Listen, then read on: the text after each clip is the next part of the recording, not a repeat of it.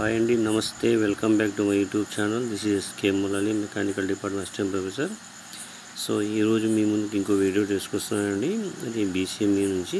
So previous video ఏంటంటే second యూనిట్లో first part అయిన తర్వాత మ్యానుఫ్యాక్చరింగ్ ప్రాసెస్.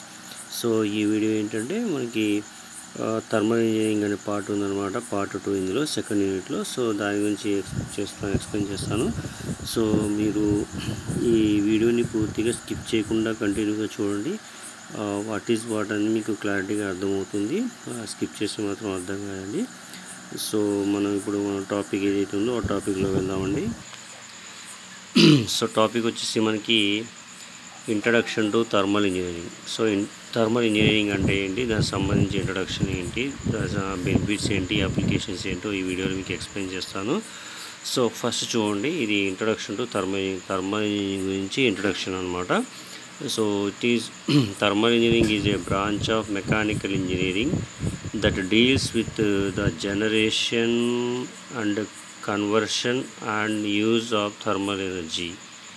అంటే ఇక్కడ థర్మల్ ఇంజనీరింగ్ ఏదైతే బ్రాంచ్ ఉందో ఆ బ్రాంచ్లో మెకానికల్ ఇంజనీరింగ్ సంబంధించి ఏదైతే డీల్ చేస్తుందంటే ఫస్ట్ పవర్ జనరేషన్ ఎలా చేయాలి, తర్వాత కన్వర్షన్ ఎలా చేయాలి, తర్వాత కన్వర్షన్ అయిన ఎనర్జీని మనం ఏ విధంగా యూజ్ చేసుకోవాలి అని దాని గురించి అనమాట. ఆ పవర్ జనరేషన్ అంటే అసలు థర్మల్ ఇంజనీరింగ్ సంబంధించి పవర్ ఏ విధంగా జనరేట్ చేస్తారు, ఆ జనరేషన్ అనేది ఏ విధంగా కన్వర్ట్ అవుతుంది, అంటే chemical energy to mechanical energy convert అవుతుంది అనేది. సో ఈ ఎనర్జీ ఏదైతే ఉందో ఏ విధంగా యూజ్ చేస్తామో దాని గురించి ఎక్స్ప్లెయిన్ అనమాట. It is a broad field that encompasses a wide range of applications including power generation, heating and cooling and refrigeration. అంటే ఇది ఏంటంటే different type of applications use చేస్తారనమాట. ఆ అప్లికేషన్స్లో ఏముందంటే పవర్ జనరేషన్కి heat and cooling and refrigeration. So power ఏ విధంగా జనరేషన్ చేస్తారు, హీట్ ఎలా చేస్తారు, కూల్ ఎలా చేస్తారు, తర్వాత రిఫ్రిజరేషన్ ఏ విధంగా కన్వర్ట్ చేస్తారండి. Next thermal engineering use their knowledge of thermodynamics, fluid dynamics and heat transfer to design and analysis system that involve in that heat transfer energy. అంటే ట్రాన్స్ఫర్ ఎనర్జీ ఏ విధంగా ఉందో దాన్ని ఇన్వాల్వ్ చేస్తారు. అది ఏంటంటే first thermodynamics, fluid mechanics and heat transfer ఏ విధంగా జరుగుతుంది ఈ ప్రాసెస్ అన్నది ఇందులో నాలెడ్జబుల్గా ఉంటుందన్నమాట. సో అవి ఏంటి చూసినట్టయితే ఇక్కడ basic principles of thermal engineering. So thermal engineering యొక్క ప్రిన్సిపల్స్ ఏంటి, బేసిక్గా ఏంటంటే ఇక్కడ 3 ఉన్నాయన్నమాట. So first one thermodynamics, second one fluid mechanics, third one heat transfer. ఈ 3 అన్నవి ప్రిన్సిపల్స్ ఎలా ఉంటాయి ఏంటి చూసినట్టయితే thermodynamics the study of the relationship between heat, work and energy. ఇందులో ఏమి చదువుతాం అంటే హీట్ సంబంధించి, తర్వాత వర్క్ సంబంధించి, తర్వాత ఎనర్జీ సంబంధించి చదువుతాం అనమాట. సో ఈ ఫండమెంటల్ అండర్స్టాండింగ్ ఏంటంటే it provides the foundation for understanding how thermal systems works. So ఈ 3 బేస్ చేసుకొని ఇది ప్రొవైడ్ చేస్తుందంటే థర్మోడైనమిక్స్ ఉంది. ఇది థర్మల్ సిస్టమ్ ఏ విధంగా అండర్స్టాండింగ్ వర్క్ చేస్తుందని దాని గురించి అనమాట. Next fluid mechanics. ఈ ఫ్లూయిడ్ మెకానిక్స్ ఏంటంటే the behaviour of the fluids. So fluid యొక్క బిహేవియర్ అంటే ఒక కంటైనర్లో ఉంటే ఒకలా ఉంటుంది, ఇంకో కంటైనర్లో ఇలా ఉంటుంది అనమాట. So such as air and water. It is important for understanding how fluids flow through and around thermal system. So ఆ ఫ్లూయిడ్ ఫ్లో అయ్యేది ఏ విధంగా ఫ్లో అవుతుంది ఏంటి సిస్టమ్ సంబంధించింది అనమాట. నెక్స్ట్ వచ్చేసి హీట్ ట్రాన్స్ఫర్. హీట్ ట్రాన్స్ఫర్ అంటే ఏంది, ఏ విధంగా ఫామ్ అవుతుంది అది. So the study of how heat energy moves from one place to another place. ఒక ప్లేస్ నుంచి ఇంకో ప్లేస్కి హీట్ అనేది ఏ విధంగా మూవ్ అవుతుంది. It is essential for designing thermal systems that operate efficiently. So ఇది ఎఫిషియెంట్గా ఆపరేట్ అవుతుంది ఆ థర్మల్ సిస్టమ్ ఏదైతే డిజైన్ చేస్తారో ఆ ప్రాసెస్ అనమాట. ఓకే. సో నెక్స్ట్ వచ్చేసి మనకి applications of thermal engineering. So ఇదండి అప్లికేషన్ ఆఫ్ థర్మల్ ఇంజనీరింగ్లో ఫస్ట్ వన్ అనమాట, power generation.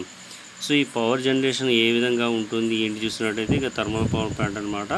So different parts ఉన్నాయి మనకి. ఇది వచ్చేసి బాయిలర్ అనమాట, ఇది టర్బైన్, ఇది జనరేటర్, తర్వాత పవర్ సప్లై ఎక్కడ యూజ్ చేయాలో అక్కడ యూజ్ చేస్తారనమాట. జరిగే ప్రాసెస్ ఏదైతుందో ఓవరాల్ జరుగుతుంది అనమాట. కూలింగ్ టవర్ ఇది. సో ఇందులో వచ్చేసి ఫ్యూల్ ఎంటర్ అవుతుంది, ఇక్కడ బర్నింగ్ అవుతుంది అనమాట. బర్నింగ్ అయిన తర్వాత ఇక్కడ బాయిలర్లో స్టీమ్ అనేది వాటర్ అనేది స్టీమ్గా కన్వర్ట్ అవుతుంది. స్టీమ్ కన్వర్ట్ అయింది ఏంటంటే టర్బైన్లో పవర్ జనరేషన్ కన్వర్ట్ చేస్తుంది అనమాట. ఆ తర్వాత ఇక్కడ ఏదైతే ఎలక్ట్రిక్ జనరేటర్ ఉందో దాంట్లో ఎనర్జీ స్టోర్ అవుతుంది.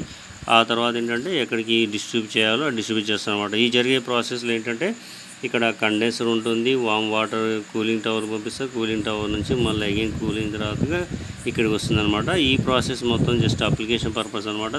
ఇది మొత్తం థర్మల్ పవర్ ప్లాంట్లో జరిగే ప్రాసెస్ అనమాట. ఓకే, సెకండ్గా అప్లికేషన్ వచ్చేసి సో ఇక్కడ చూడండి, ఇది layout of hydro electric power generation. అంటే పవర్ జనరేట్ చేయడానికి హైడ్రో ఎలక్ట్రిక్ యూజ్ చేస్తారనమాట. సో ఇది డ్యామ్, ఇక్కడ వాటర్ స్టోరేజ్ ఉంటుందన్నమాట. దీని నుంచి పెన్స్ట్రక్ నుంచి ఇలా పవర్ వస్తుంది, అంటే వాటర్ ఫ్లో వస్తుంది. ఆ వాటర్ ఫ్లో నుంచి జరిగే ప్రాసెస్ ఏదో దాని నుంచి ఏంటంటే ఎలక్ట్రిక్ స్టోర్ చేస్తారనమాట. టర్బైన్ నుంచి ఫ్లో చేసి ఇక్కడ జనరేటర్ ఎనర్జీ స్టోర్ చేస్తారు. ఆ తర్వాత ఎక్కడ యూజ్ చేయాలనేది అక్కడ యూజ్ చేస్తారు. ఇది ఏంటంటే layout of hydro electric power plant. So అంటే ఈ పవర్ ప్లాంట్ తయారు చేయడానికి దీని నుంచి కూడా పవర్ ప్రొడ్యూస్ చేస్తారని. నెక్స్ట్ ఇక్కడ వచ్చేసి మనకి solar power plant. Solar power plant నుంచి ఏ విధంగా ఎనర్జీ స్టోర్ చేస్తారు, క్రియేట్ చేస్తారు. ఇది వచ్చేసి మనకి సోలార్ కలెక్టర్ అనమాట. ఇక్కడ సన్ నుంచి రేస్ ఏదైతే ఉందో దీన్ని కలెక్ట్ చేసుకుంటే కలెక్ట్ చేసిన థర్మల్ స్టోరేజ్గా కన్వర్ట్ అవుతుంది. ఈ థర్మల్ స్టోరేజ్ నుంచి బాయిలర్ సెండ్ చేస్తారనమాట. బాయిలర్ సెండ్ అయినప్పుడు దాంట్లో జరిగే ప్రాసెస్ ఏదైతుందో ఆ ప్రాసెస్ నుండి హీట్ ఇంజన్కి సెండ్ చేస్తారు. హీట్ ఇంజన్ నుంచి రిజెక్ట్ అయిన హీట్ తర్వాత ఇక్కడ మెకానికల్గా కన్వర్ట్ అవుతుంది జనరేటర్ నుంచి. ఇది ఒక లైన్ డయాగ్రామ్ అనమాట సోలార్ పవర్. నెక్స్ట్ సెకండ్ వచ్చేసి ఇక్కడ టాపిక్ హీటింగ్ అండ్ కూలింగ్. అంటే second application heating and cooling ఏ విధంగా జరుగుతుందంటే ఇక్కడ thermal energy design and install heating, ventilation and air conditioning system in buildings. So ఇక్కడ ఏదైతే హీటింగ్ అండ్ కూలింగ్ ఉందో సో డిజైన్ అనేది ఫస్ట్ ఇన్స్టాల్ చేసినప్పుడు హీటింగ్, వెంటిలేషన్, కూలింగ్ కండి సిస్టమ్ ఉండేటట్టు చేస్తారనమాట. They also design and manufacture heating, cooling and equipment such as furnace, air conditioner and refrigerator. అంటే ఈ మూడు బేస్ చేసుకొని దీన్ని డిజైన్ చేస్తారంట, మ్యానుఫ్యాక్చరింగ్ ప్రాసెస్ చేస్తారనమాట. So heating and cooling equipment such as furnace, air conditioner and refrigerator ఇవి base చేసుకొని ఇచ్చేస్తారన్నమాట. ఇక్కడ డయాగ్రామ్ చూడండి, లైన్ డయాగ్రామ్ అనమాట. బేసిక్ హెచ్విఏసి అంటే heating, ventilation and air conditioning system అనమాట. సో ఫస్ట్ ఇక్కడ అవుట్ సైడ్ ఎయిర్ అనమాట. ఇక్కడ వచ్చేసి ఫ్లో ఏ విధంగా ప్రాసెస్ ఉంటుందన్నమాట. ఇక్కడ నుంచి ఈ ఫ్యాన్ నుంచి ఏం చేస్తారు, ఫ్లో అవుతుంది. ఇక్కడ కాయిల్స్ ఉంటాయి అనమాట. దీని నుంచి రెడ్యూస్ అయినప్పటికీ ఎక్స్ట్రాగా ఏముంటుందంటే వెంటిలేషన్ రూమ్కి వెళ్తుంది అనమాట. ఇక్కడ వచ్చేది ఏదైతే ఉందో కన్వర్షన్ పార్ట్ మీకు బేసిక్గా ఉండే విధంగా ఈ డయాగ్రామ్ అనమాట. నెక్స్ట్ రిఫ్రిజరేషన్ అంటే ఏంటి? So design and build refrigeration system that are used to provide food and other perishable goods.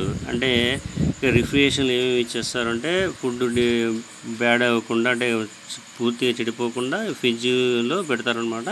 So they also design manufacture refrigeration equipments such as compressor, condenser and evaporator. ఇవి తయారు చేసే ప్రాసెస్లో ఈ రిఫ్రిజరేషన్లో working చేస్తారనమాట.